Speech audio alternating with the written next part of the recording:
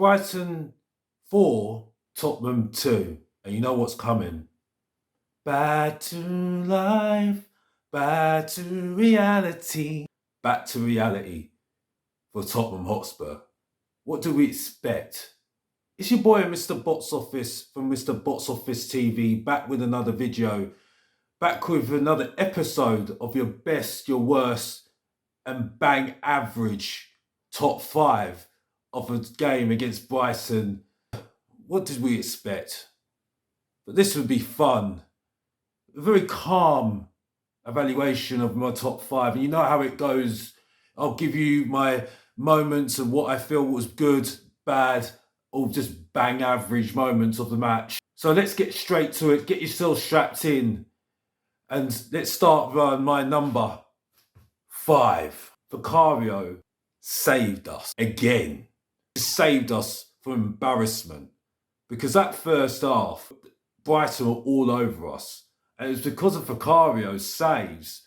Save from Robert very earlier on when he just needed to palm it away. Really Robert should have scored, but it was a good save. It was actually a save that he had to make, Vicario. But then he saved from Poro one-on-one and made a few other saves as well and kept us in the game. And also the fact that he was shouting at the players to just get with it. He was the positive out of an absolute shambles of a match in defence, and that's it. He's the one that kept it from not being embarrassing to like 6-0, like the Newcastle match last season, which was a fantastic advert for Tottenham Hotspur to show how Spurs we are. Honestly, I don't know what else to say. He's obviously one of my best players of the match, and that's it. And I think, yes, he needs to be consistent, but you're seeing more about this guy and seeing why he's becoming one of the best keepers of the Premier League right now this season. Yes, he needs to be consistent to be known as a very, very good keeper every season and get better every single season, and we see how he develops. But at the moment, no expectations of his goalkeeper, and seeing what he's come out with, he's been, without doubt, the best this season for Tottenham Hotspur, and especially in this match, and that's it. And that's why I say he's the best player in my top 5. Number 5, Vicario saved us again. And number 4, Tottenham Hotspur's defence was absolutely awful, especially at one person, Emerson Royale. Absolutely terrible. Absolute terrible defending. Pedro had our defence on toast all game. Completely rattled our centre-backs. Always found Emerson always in the wrong position, not even in his right position. The first goal was just terribly defended. Pedro again, running, dribbling across our defence. No one was actually keeping an eye on him at all. No one's actually trying to make a tackle at all on him. And you're just saying, come on, someone make a tackle on him. Someone try it. And then you left Hingleswood, and Udogie just completely leaves him and doesn't even look. He's just ball watching, and he's just got a free hit at the goal. And that was 1-0. And then we can go into the penalties another time, but then the third goal, I mean, yes, brilliant goal, brilliant shot from outside the box, but who's going for him? Who's actually trying to block the shot? He has kind of had a good moment to compose himself and shoot and score. My man's thinking, oh, this is easy. 3-0 out the door, and then the penalties were just not badly defended. Yes, mistakes, yes, and we'll get into that another time. But honestly, the fullbacks were supposed to be inverted, so being midfield, but they were useless as well. Yes, you can say that Poro's got better at his defending, but again, it shows you that there's still a long way to go with this guy. Long way to go with Udogie, because he's making mistakes. Just honestly, the midfield as well, useless. Højbjerg, bang average. Sarr, bad game. Yes, I've given him credit, but I said it needs time.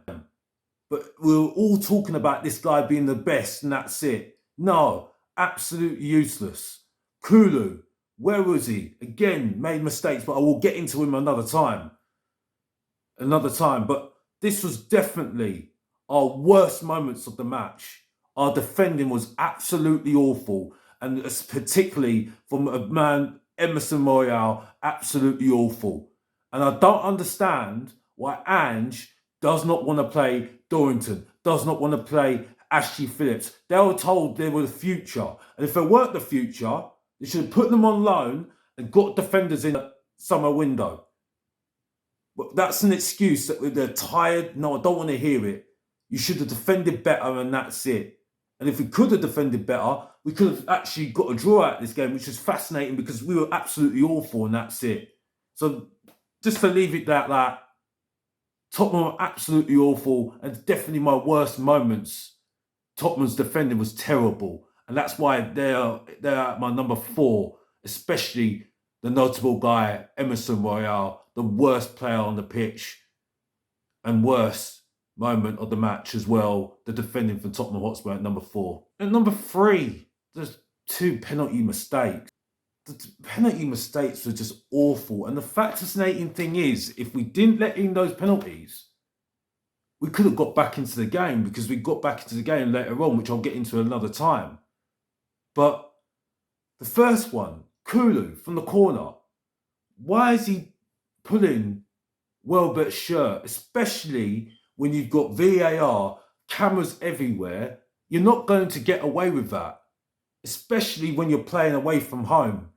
Especially when you've got the fans, the home fans, shouting and seeing what they see. If they see something like that, they're going to lap onto that straight away. It was a stupid mistake from Kulu, and he didn't even need to do that as well. His performance wasn't very good at all, to be honest with you. That was the worst one. I've got to be honest. Again, we went over the top about his performance in the last couple of games, even though he was good in certain games, which I have mentioned in my other videos as well, because please like and subscribe and watch those videos. But just absolutely, what was he doing? And that caused the issue. 2-0, and really, Tottenham Hotspur were up against it after that. And if we kept it at 1-0, if he didn't make that mistake, who knows what would have happened, and that's it. Could have composed ourselves and that's it. But because of that stupid mistake from Kulu pulling the shirt of Welbeck, what did we expect? And Welbeck was only going to lap that one up straight away, wasn't he? Simple as that. Another one, Lo Celso. I'm going to rename him the Argentinian Tom Carroll. That's what I'm going to call him. The Argentinian Tom Carroll. Yeah? Another version of Tom Carroll. Argentinian version. Because he was just absolutely awful again. He holds on to the ball too much. But then again, he tackles from behind Evan Ferguson when there's no need for the tackle. No need at all for the tackle at all. But he still does it and causes again another issue for us. And then to sum it all up, because he knows how bad he's playing, when Pedro's going off, he's having a go at him, getting in his face and pushing him, and nearly gets himself sent off. Honestly, I can't wait. Him leaving he needs to leave. He's just useless. Absolutely useless. I'm done with him completely, and that's it. And he's going to have to do a lot more better for me to change my mind, because I knew that he wanted to be out the door a long time ago. But those 2 mistakes cost us big time. Because the fascinating thing is, even though Brighton should have won this game at a counter and completely wiped the floor of us, we still could have got back into the game. And I'll get back into that later. But the 2 mistakes that Kulu and Lo Celso did for the penalties were my bang average moments for number 3, because they cost us the game. That was the kind of thing that cost us even more further yesterday, and that's it. And so that's why they're my bang average moment. Kulu and Lo Celso costing us penalties. And that number 2, Tottenham Hotspur's 20 minutes reprieve. Tottenham Hotspur got back into the game and really gave themselves a good chance of getting back into the game, really put the result at a respectable level. First one was with Kulu tracking back, pressing Dunk, and Dunk getting the ball back and then getting the ball into the forward, and then Valise, who was on the attack, nearly scoring his first goal. You could see the relief in his face. And they had to give a little bit of credit to Kulu, because Kulu really did well. And I have to say this as well, Dunk was so lucky not to get sent off. That was an absolutely awful challenge. And then we have to say why the referee didn't say anything, didn't do anything, give him a yellow card for it, or even give him a red, because it looked like a red for me. He had his studs up and could have caused a serious injury to Kulu. But credit where it's credit's due, he did really well for that goal. Even though he was bang average, his performance was absolutely bang average for me, and that's it. Then the second goal, Gil from the corner, it was Pedro from the corner. It was a good interchange from Gil. Gil tried to cross it in, but he was not really successful. Then passes it over to Pora, and Pora puts a good cross in, and Davis with the header puts it in the back of the net. And that really put game on. It was game on from then on. And Tottenham really were on the front foot. And I think this is where Tottenham Hotspur showed a little bit more reprieve a little bit. Now, you can say that Brighton kind of let the shackles off a little bit. They were 4-0 up, and maybe they just thought, oh, this is a bit too easy, which is fair enough, that's it. But to see the attacking play, and Højbjerg hit the post later on, Tottenham Hotspur also getting into good areas, and that was it. But yeah, it was just too little too late. Even though Tottenham Hotspur did have chances earlier as well, which I will get into another time, it was one of our best moments, I say, and shown a little bit better side of us at the end of the match. But it was just too little, too late. But it's definitely my number 2 moments of the match. Tottenham Hotspur's last 20 minutes reprieve of trying to get the 2 goals back and trying to get back into the game. And that number 1, and the only, has to be number 1. And it's Richarlison. The guy that I call the below average Emil Heskey. I think that's a bit of an insult to Emil Heskey, but let's just say this. Boy, the Premier League with strikers are absolutely awful today, honestly. And if you've got this Richarlison, it sums it up perfectly. And people say, Núñez is terrible. Yeah, Núñez is terrible, but let's not compare him to that right now. That shouldn't be the comparison. If you want to be the best, you compare yourself to the best. And at the moment, he's just bang average. That's it, simple.